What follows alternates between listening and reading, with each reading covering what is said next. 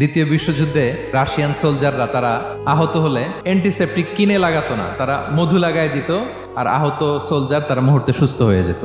যাদের বাতের ব্যথা আছে, বাতের ব্যথা আছে না অনেক মুরব্বীদের, ওই বাতের ব্যথার মধ্যে যদি মৌমাছির হুল ফুটাই দিতে পারেন, একদিনের মধ্যে বাতের ব্যথা ভালো হয়ে যাবে।